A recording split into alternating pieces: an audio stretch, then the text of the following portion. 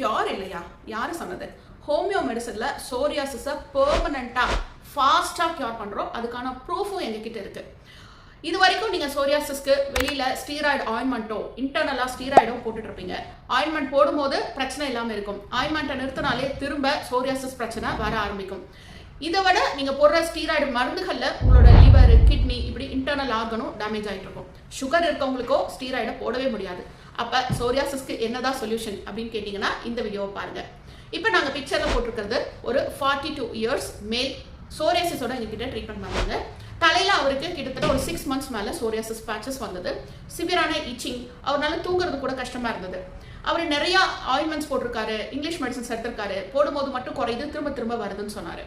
Homeo medicine ஒரு 2-3 மாதம் தான் எடுத்திருப்பாரு. அதுக்கப்புறம் அவரோட சேஞ்சஸ் தான் நீங்கள் இப்போ பிக்சரில் பார்த்துட்டு இருக்கீங்க.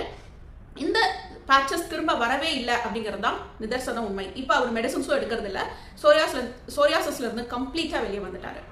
அடுத்து நீங்கள் இப்போ பார்க்குறது ஒரு சின்ன குழந்தையோட 8 வயசு குழந்தையோட சோரியாசிஸ் பிக்சர் தான். குழந்தைகளுக்கெல்லாம் சோரியாசிஸ்க்கு மருந்து கொடுக்க முடியுமா, ஹோமியோ மெடிசன் கொடுக்க முடியுமா அப்படின்னு நிறைய பேருக்கு டவுட் இருக்கு.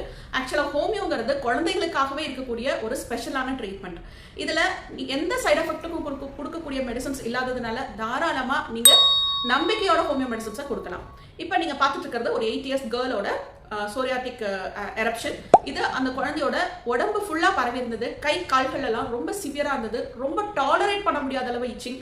அந்த குழந்தை இச்சிங்கில் பயங்கரமாக அழுது துடிக்கும். அந்த அளவுக்கான ஒரு இச்சிங். உடம்பெல்லாம் செதிலாக விழுகும். அங்கங்கே பாலமாக சம்டைம்ஸ் வெடிச்சுக்கும். ப்ளீடிங் கூட வரும். இந்த அளவு சிவியரான இந்த கேஸை ஹோமியோ மெடிசன் கொடுத்து ரொம்ப அழகாக பெர்மனண்ட்டாக நம்ம கியூர் பண்ணோம். அதனோட பிக்சர் தான் நீங்கள் இப்போ பார்த்துட்டு இருக்கீங்க. அடுத்தது ஒரு 15 இயர்ஸ் கேர்ள். இவங்க ஸ்கூல் போயிட்டு இருக்காங்க. இவங்களுக்கு உடம்பு ஃபுல்லாக சோரியாசிஸ். ஒரு சின்ன இடத்துல ஆரம்பிச்சது கொஞ்சம் கொஞ்சமாக உடம்பு ஃபுல்லாக பரவிடுச்சு. கிட்டத்தட்ட ஒரு 3 வருஷம் இந்த சோரியாசிஸோட போராடிட்டு இருந்தாங்க. இதில் ஏற்படக்கூடிய அந்த இச்சிங்னாலையும் அங்கங்கே கிராக் ஆகி வெடிச்சிரும். ஒரு ஸ்கூல் பேக்கை தூக்கிட்டு போகிறது கூட ரொம்ப கஷ்டம். இந்த ஸ்கின் கண்டிஷனோட ஸ்கூலுக்கு போகிறக்கே அந்த பொண்ணு ரொம்ப தயங்கினா.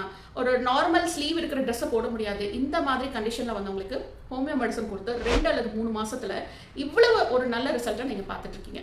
ஸோ இது மட்டும் இல்லை, எக்கச்சக்கமான ப்ரூஃப் ஹோமியோவில் சரியான கேசஸ் நம்மக்கிட்ட இருக்குது. சோரியாசிஸ் அப்படிங்கிறது பெர்மனண்ட்டாக சரி பண்ணிக்கக்கூடிய ஒரு விஷயம் ஹோமியோ மெடிசனை பொறுத்த வரைக்கும். ஹோமியோ மெடிசனில் சைட் எஃபெக்ட் இல்லாமல் உங்களுக்கு எந்த வகையான ஒரு பிரச்சனைக்குரிய மருந்துகளும் இல்லாமல் ரொம்ப ஈஸியாக பெர்மனண்ட்டாக கியூர் பண்ணிக்கலாம். இது ரிலேட்டடாக வேறு ஏதாவது என்கொயரிஸ் இருக்குன்னா ஸ்க்ரீனில் தெரியிற நம்பரை கான்டாக்ட் பண்ணுங்கள். தேங்க்யூ.